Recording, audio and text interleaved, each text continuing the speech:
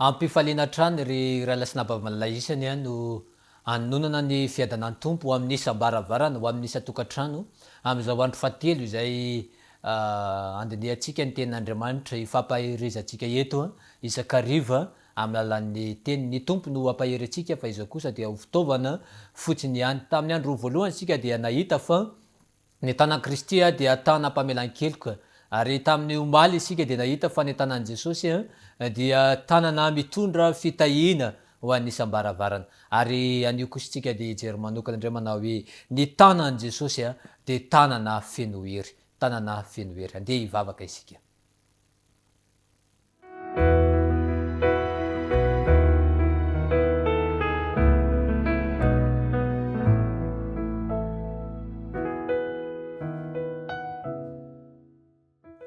Tompo Andriamanitra io, indro manantenan'ny fampaherezana avy aminao ny vahoaka rehetra izay manatrika sy mijery miaino izao fandarana izao.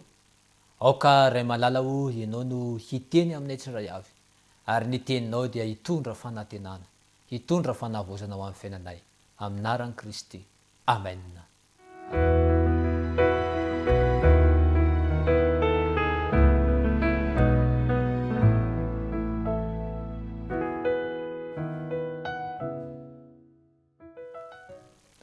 Amin'ity andro fahatelo ity dia tantara anankiray indray no hoentina hisarihana sy handraisantsika lesona. Tantaran'i Jesosy hatrany satria mbola ao anatin'ilay loha hevitra isika manao hoe ny tanan'i Jesosy, tanana izay mitondra fanantenana ho antsika tsirairay avy. Ary raha mandray ny tanan'i Jesosy ianao dia tsy ho maty antoka fa ho tombontsoa manokana ho anao, ho tombontsoa manokana ho an'ny tokantranonao, ho andreo izay manodidina anao ny fandraisanao ny tanan'i Jesosy. Androany dia hitantsika fa ny tanan'i Jesosy dia tanana feno hery. Ao amin'ny Matio 4:40 andeny fa 4:20 ka hatramin'ny 7:30 no tokosy andeniny izay hoe rahantsika ho vakiana eto. Matio 4:40 andeny 4:20 ka hatramin'ny 7:30 andeha ho vakiantsika izany tantara izany amin'ny anaran'i Jesosy, ho vakiantsika amin'ny anaran'i Kristy. Ary rehefa mby teo ampovoan'ny ranomasina ny sambo kely tamin'izay dia natopatopan'ny alon-drano izy fa notohain'ny rivotra. Ary tamin'ny fiambinana faha-efatra amin'ny alina dia nakeny amin'ny mpianany Jesosy nitsangatsangana teny ambony ranomasina. Ary noho nahita azy nitsangatsangana tambony ranomasina ny mpianatra dia raiky tahotra ka nanao hoe matotoy io. Dia niantsoantso izy noho ny tahotra. Ary Jesosy niteny taminy araka tamin'izay hoe matoky fa izao ihany, aza matahotra. Ary Petera namaly azy ka nanao hoe tompoko, raha ianao ihany dia asaovy manantona anao, eny aho. Ary hoy izy manatona dia nidina niala tamin'ny sambo kely Petera ka nandeha tambony rano anantona an' Jesosy. Fa raha nahita ny rivotra izy dia natahotra. Ary raha vao nilentika izy dia niantso hoe tompo, vonjeo aho. Ary nanindrotra ny tana niaraka tamin'izay Jesosy dia nandray azy ka nanao tamin'ny erikely finoana, nahoana ny aniahana ianao. Ary rehefa niakatra teo ambony tsambokely izy dia nitsahatra ny rivotra. Ary izay teo an-tsambokely dia niankohaka teo anatrehany ka nanao hoe zanak'Andriamanitra tokoa ianao. Hitantsika eto amin'ity tantara ity fa rehefa vita ny misioan'i Jesosy avy namoky ireo olona izay teo eo amin'ny 5,000 isa izy dia lasa nandeha Jesosy niakatra teo ambonin'ny sambo andeha hiampita, izany hoe andeha amin'ny toerana anankiray. Maneho izany fa isika izay hiala eto amin'ity tany ity hiampita ho any amin'ilay fiainana mandrakizay izay ny direksiontsika dia izao. Tsy mora izany miampita izany.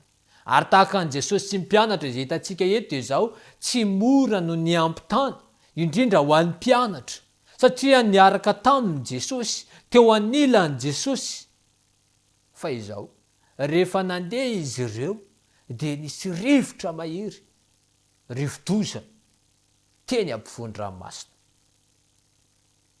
Nanana fanandramana manokana ny amin'ny rivotra teny ampovoan'ny ranomasina io ny tenako tamin'ny asa tany Mananaravatra satria rehefa avy natolotra tao amin'ny disika mananaravaritra de ao am'le hoe antanambe de teny ampovoan-dranomasina teny no ampanina ny sambo na lakana hoy izy zareo amin'ny faritra iny dia nisy ny rivotra nisy ny onja mbetika mandeha miakavy mbetika mandeha miakavanana ry avaka malala isany de zao tena raha olona mararirary vavony dia nisan'ny hoe aza tsy manosikevitra ny andehanana izy ireny satria tena mampandoa ireny fandehanana amin'ny sambo ireny ary teny ampovoan-dranomasina mihitsy no ampanina tamin'izay fotoana zay ny sambo ary tadidy ty tantaran'ny Jesosy sy mpianatra ty nisy rivo-doza nisy rivotra mahery nisy onja mahery teny ampovoan-drano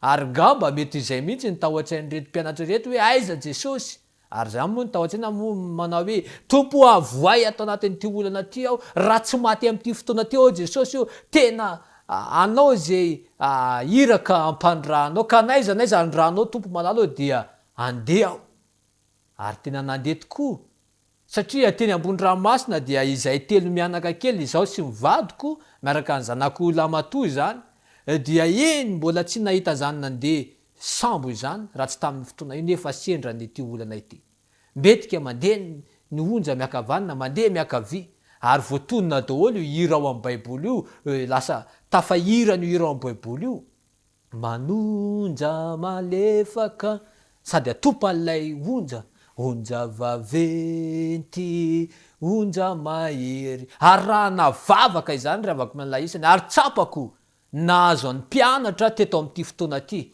teto amin'ity tantara ty satria dia nitady an Jesosy izy tamin'izay fotoana izay nefa ry havana malala isany raha nitady an Jesosy ny mpianatra de indro nahita lehilahy nitsangana eny ampovoan-drano indro misy lehilahy izay mijoro eny ampovoan-drano zavatra tsy fahita ihany koa no hitan'reto mpianatra reto taitra ny mpianatra ary tamin'izay fotoana izay de nilaza izy manao hoe matotoa io asa na iza tamintsika nefa nahita matotoa fa za aloha mbola tsy nahita ary maro tamintsika mbola tsy nahita matotoa ary raha te hampanangatana raha hoe iza nefa nahita matotoa isika mety tsy mbola maro amintsika tsy nahita kanefa dia raha titiny hoe iza matahotra matotoa any an-trano any ny akamaroantsika dia nangatana hoe za matahotra matotoa zavatra mbola tsy hitatsika kanefa efa atahorantsika ary izay indrindra nahazo amin'ny mpianatra no heveriny fa matotoa Jesosy dia raiky tahotra izy ireo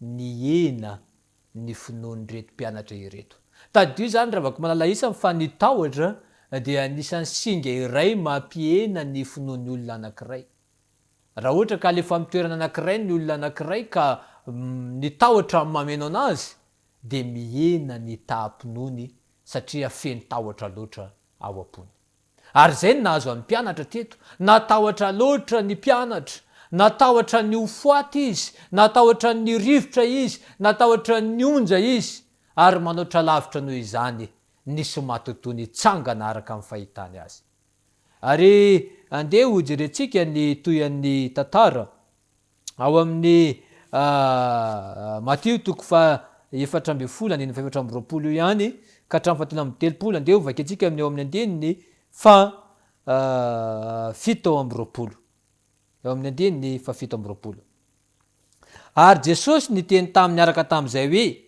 matoky fa izao ihany ty aza matahotra nanome fanantenana lehibe indray Jesosy ry havako tao anatin'ny tahotra tao anatin'ny orooro reto mpianatra ireto kanefa hoy Jesosy eny ambony ranomasina izy miteny manao hoe matoky mbola misy rivotra amin'ny fotoana io ny onja mbola mamely tamin'ny fotoana io kanefa niteny Jesosy manao hoe izao ihany ty ary niteny izy manao hoe aza matahotra name toky ho an'ny mpianatra izany name fanantenana lehibe ho an'ny mpianatra izany ry havako malala isany niteny hoe aza matahotra ao amin'ny baiboly dia ho an'ny teolojianina dia mandinika an'izy io fa miverina ny 9:30 ny teny hoe aza matahotra hitatsika fa ao anatin'ny taona iray dia misy 5:30 andro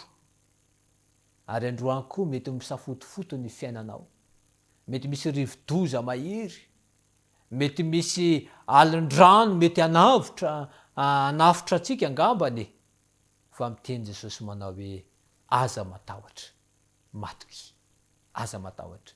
Isan'andro dia misy aza matahotra ray isan'andro omen'ny tompo atsika. Ary ny mpanoratra anankiray ny ranabavy ilainy hoe dia nilaza manao hoe tsy misy atahorantsika ny ho avy raha tsy hoe anga adinontsika ny fitantan'Andriamanitra atsika tamin'ny lasa. Tsy misy tokony atahorantsika izany fahafatesana izany. Tsy misy tokony ho atahorantsika izany olana eo anoloantsika izany, satria mbola eo Jesosy. Raha sanatria ngamba tsy eo Jesosy izay vao tokony ho atahotra isika, fa raha mbola eo Jesosy, ary izy no miteny manao hoe matoky, izao ihany ty, aza matahotra. Ary eto ilay sanabavy malala isany dia izao, natoky an Jesosy ny mpianatra, kanefa tsy indrehetra. Zay koa lesona anankiray, misy ny matoky, fa misy no mitady confiance manokana mihitsy, mitady toko manokana mihitsy. Ary nisy lehilahy anankiray izay mafana fo, lahy anankiray izay manana tempérament ohatran'ny sehoseho, tsy iza izany fa i Petera. Nilaza i Petera manao hoe raha ianao ary io Jesosy, dia izao ataovy manantona anao eny a. Tiaka toko Petera hoe ianao marina ve io? Ary andeha ho jerentsika nytoy an-tantara ao amin'ny andininy 7:20.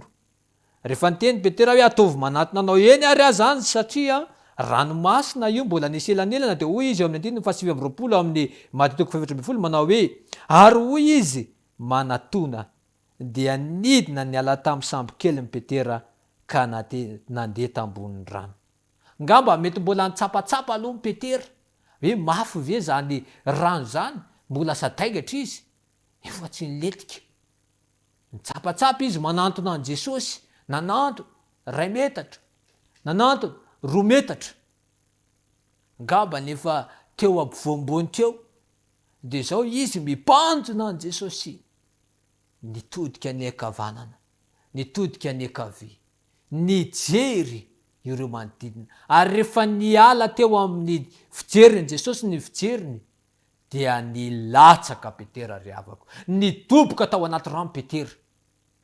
Lesona faharoa izay hositoma amin'ny tean'io ity dia izao, rehefa miala amin'ny fijerin'i Jesosy ny fijerintsika, dia tsy maintsy lavo isika, latsaka isika. Indraindray mety hijery any amin'ny ireo mpitondra fivavahana amin'ny fijerintsika. Indraindray mety hijery any amin'ireo olona hafa manodidina atsika, mety hijery any amin'ireo ao andrefa-trano na ao avara-trano. Ny sasany moa dia indraindray tsy mandeha mivavaka izy, tsy mijery an Jesosy izy. Raha mbola iny rakoto, rabe, rasoa no ao am-piangonana, raha mbola iny no ao am-piangonana, olona ny hita fa tsy Jesosy. Ry havana, manomboka eo amin'ny fialanao amin'ny fijery an Jesosy, dia manomboka amin'izay koa fa manomboka ho lavo ianao, manomboka hilatsaka ianao. Ary rehefa niala tamin'ny fijerin'i Jesosy ny fijerin'i Petera, dia hitantsika fa latsaka tanaty rano izy, lavo izy. Anteo an'io ity dia izao tiako raha hibanjina an Jesosy isan'andro ianao. Ary tsy vitan'ny hibanjina ihany fa ny loha hevitra androany dia ampianatra antsika indray manao hoe mila mandray ny tanan'i Jesosy tsika, satria raha toka efa lavo isika, tsy afaka hiala amin'izany fahalavona izany tsika raha tsy eo Jesosy. Andeha ho jerentsika ny eo amin'ny andininy 7. Fa raha nahita andrivotra izy dia natahotra, ary raha vao nilentika izy dia niantso hoe Tompo, vonjeo aho. Niala amin'ny fijeriny dia natahotra izy noho ireo rivotra, nilentika Petera lasina bavy malala isany, ary niantso izy tamin'ny feo mahery manao hoe Jesosy a, vonjeo aho. Ary izay no nahatsara amin'ny Petera. Rehefa latsaka Petera dia nalaky niantso famonjena tamin'i Jesosy izy. Fa misy ny olona sasany, efa lavo izy, fa amapolopolo taona aty aoriana mbola tsy miantso an'izy hoe Tompo, vonjeo aho. Misy efa latsaka ao anaty rano lalina dia lalina. roapolo taona teo arina mbola tsy matsiaro ny verina iantso an' Jesosy. Moa tsy fa maty vai zany. Fa ankehitriny ry avako malala isany dia izao, rehefa vata amin'ny voatsapanao hoe latsaka ianao, lavo ianao, dia ny vahaolana tsara indrindra miantso an' Jesosy. Andray ny tanan' Jesosy. Miantso azy manao hoe Jesosy vonjeo aho. Ary Jesosy dia efa vonona natsotra ny tanany. Ary eo amin'ny andininy fahatelo amby telopolo, andininy fahatelo amby telopolo, sy ny faharoa amby telopolo, verina eo faharoa amby telopolo tsika, sy mifaraka amby telopolo. Ary naniditra ny tanany niaraka tamin'izay Jesosy, dia nandray azy. Naninona Jesosy ozy izy? Naniditra ny tanany, nanatsotra ny tanany Jesosy, dia nandray an'i Petera. Ary rehefa nandray ny tanany Petera, dia nisitona an'i Petera niala tao anaty rano Jesosy. Ary lasana bava malala isany, tanan Jesosy dia tanana feno hery. Tanana feno hery afaka nalanao ao anatin'ny rano lalina. Afaka navitra anao ao anatin'ity olanao ity. Ao anatin'io problema mahazo anao io, dia tsisy afa-tsy ny tanan'ny mpamonjy ihany. Satria verevitra Petera, todika tany amin'ny namany izy, hijeriny eo anoloany izy Jesosy ny eo, hijeriny ankavia ankavanana ranomasina, onjan-dranomasina ny eo, tsisy afa-tsy Jesosy ihany ny azo nantsony. Ary tahaka an'ilay vehivavy janga izay hitantsika tamin'ny andro voalohany dia izao, Jesosy ny nantsony. Jesosy ny teo anoloany, dia eto koa Petera Jesosy ny eo anoloany. Androany dia miantso anao aho. Ataovy azonao antoka fa anoloanao Jesosy.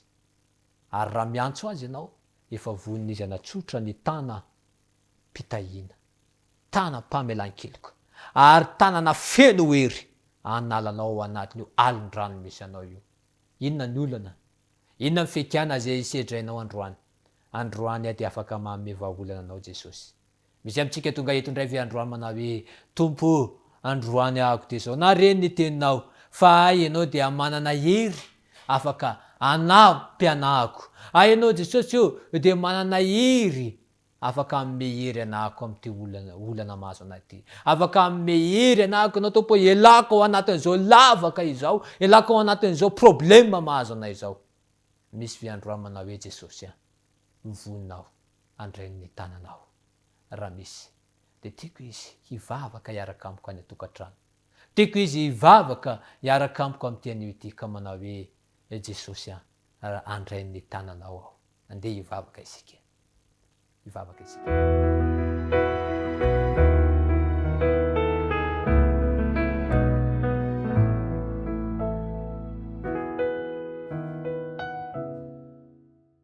Jesosy tamin'ity andro fahatelo ity dia tsapanay. Fa tahaka nanavotanao amin'ny Petera tao anaty rano lalina, no ka navotanao anay tsiray avy amin'ireo olana menjady aminay. Mety misy Jesosy hoe latsaka ao anaty rano lalina noho ny aretina, ianao ilay feno hery, tananao misy hery no hanavitra azy ireo. Mety misy latsaka ao anaty rano lalina noho ireo olana maro samihafa, ianao ilay afaka mamay izany Tompo, no hanatrotra ny tananao feno hery. Mety misy Jesosy very hevitra, very fanantenana. Kanefa Tompo, nanome fanantenana ianao fa raha mandray ny tananao feno hery izahay, dia ilamina amin'ny fiainanay. Mety iza Jesosy hiaraka aminay ianao amin'ny anaran'i Kristy. Amen. Amen.